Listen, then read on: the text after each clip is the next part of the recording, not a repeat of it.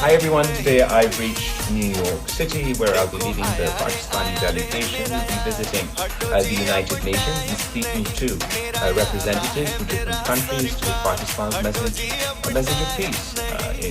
Recently, India launched an unprovoked, aggressive strike in Pakistan that killed innocent civilians. They targeted civilian infrastructure, including dams and worship places, resulting in the loss of innocent lives and the start of a war between two nuclear powers that was concluded through a ceasefire. But we believe that perpetual peace is only possible through dialogue and diplomacy.